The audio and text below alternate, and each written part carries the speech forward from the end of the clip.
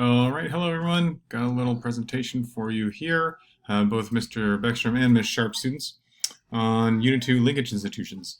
So just kind of getting us warmed up here. It's going to be 3 weeks long. There's going to be a quiz and a Socratic seminar.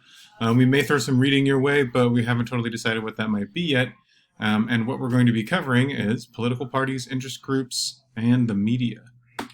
With, of course, the headline kind of question being, how democratic are our linkage institutions?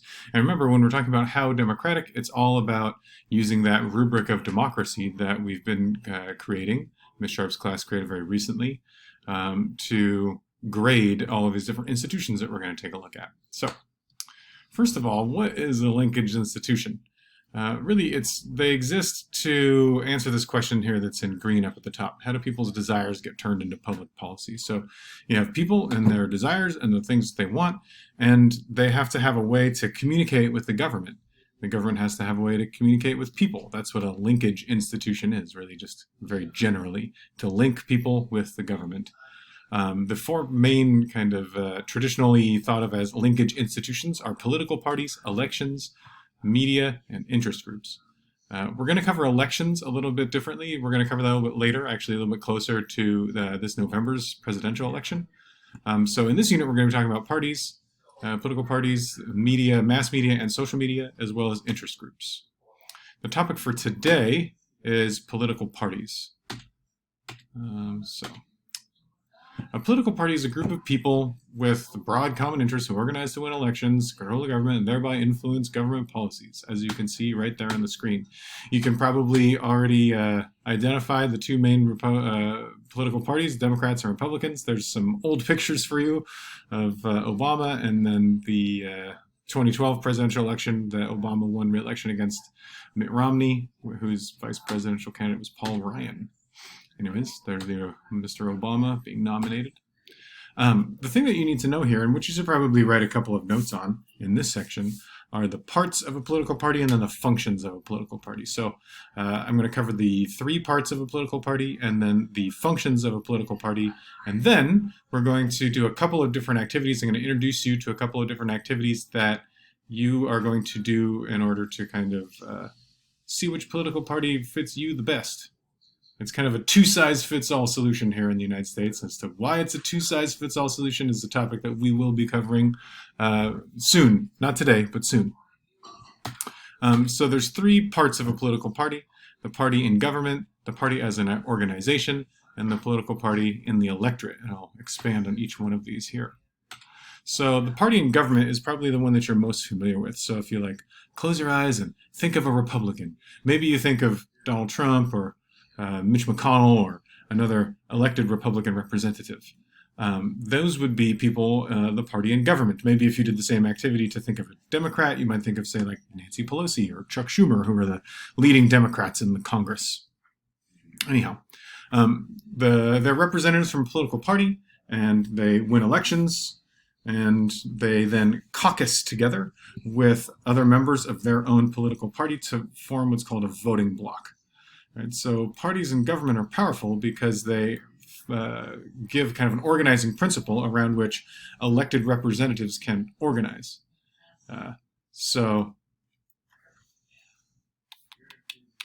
as I was just saying, a caucus is a group of members who band together to vote together and therefore make their votes a little bit more powerful. And the party gives this kind of organizing principle around which that can happen. Lawmakers are, as you probably know, expected to stay loyal to their political party. They want to stay loyal to their political party because they feel like that's the way to earn re-election. The political parties are really powerful because they have all their tendrils out in the different kind of realms. So not just the representatives of government, but also all of the people out there living in all of the places, states, and counties, and cities all across the country that identify as a Republican or a Democrat or any other party, and people who would be most likely to, when they pick up a ballot, vote for whichever name has a D or an R next to it, depending upon which party they identify with the most. So lawmakers know that they need to kind of stay in line with what their party wants, although lawmakers who are elected from a party also get to set the agenda. President Trump would be a good example. That there's lots of conservative lawmakers who don't necessarily, or presumably don't necessarily, agree with everything that he does and says, though he's the top elected Republican, so he's the one who gets to set the agenda for Republicans kind of throughout the political spectrum.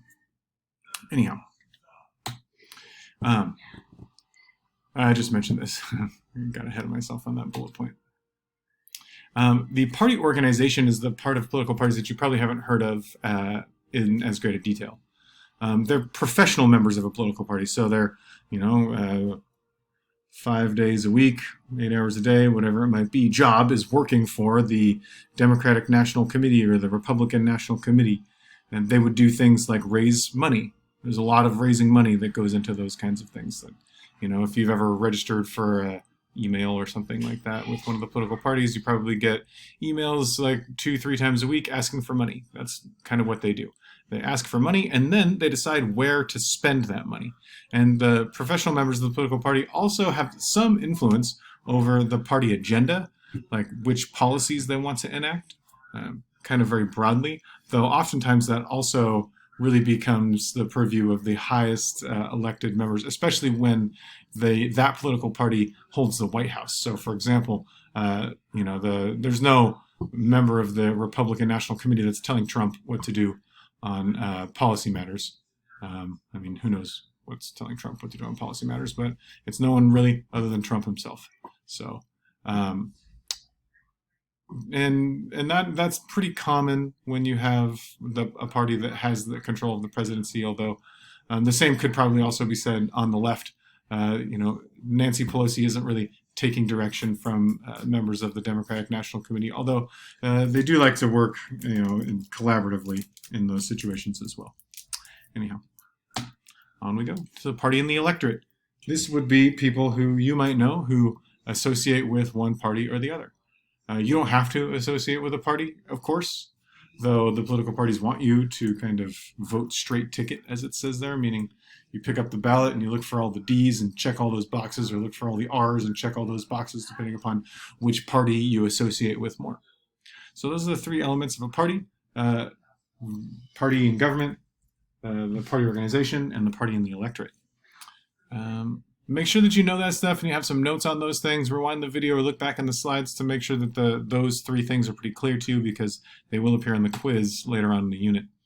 So the jobs of political parties are to also threefold: nominate candidates, inform the public, and to watchdog. Watchdogging and informing the public are kind of like the same thing, except watchdog is more focused on what the other guys are doing. So here are two 2020 presidential candidates. We have Biden on the left and Trump on the right. They've both now been nominated. There's an official nominating process at the party convention.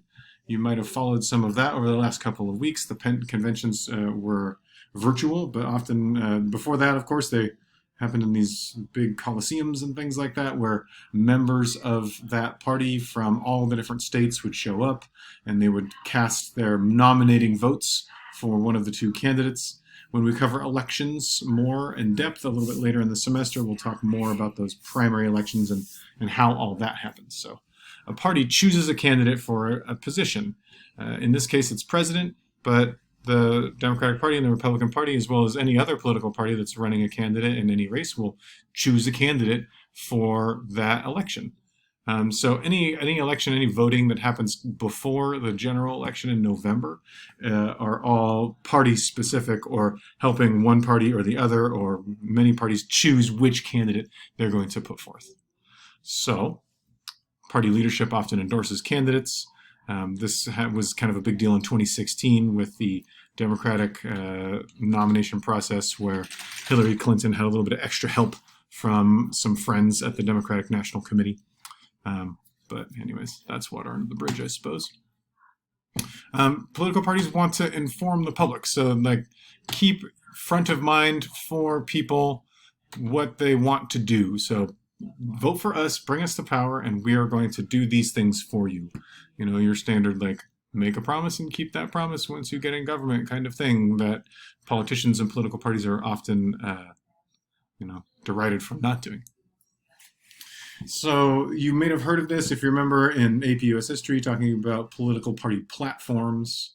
and a platform is made up of a whole bunch of you might call planks.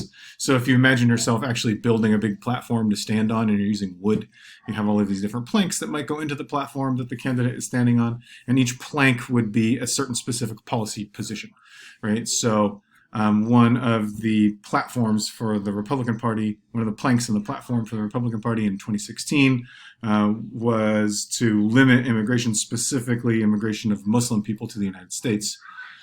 So they played a lot of kind of xenophobic messages around, Muslims and what Islam really is and all that kind of stuff. So that would be an example of one position. It's not the only position. Another position in the Republican Party might be to cut taxes to make job growth expand, things like that.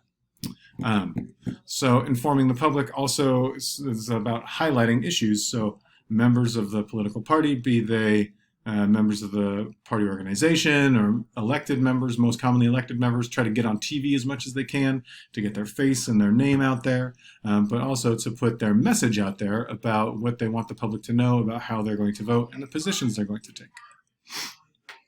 Finally, the job of political parties is watchdogging. Here's some little memes for you. They're kind of old, but I'll just leave them up there. Watchdogging is about blaming things that go wrong on the party in power.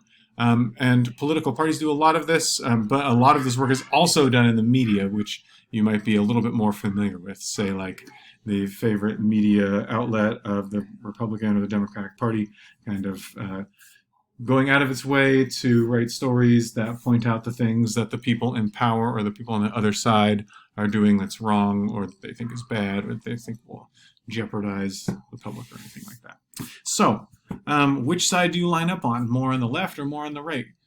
Someone who's a liberal is typically someone who might favor more economic equality, so higher taxes on the rich, more rights for workers and labor unions, more provision of government services, whereas someone who's a conservative or on the political right would favor more economic freedom. So instead of equality, economic freedom. Lower taxes on everyone, with the interests of corporations and business leaders at the forefront, and less government intrusion into economic decisions.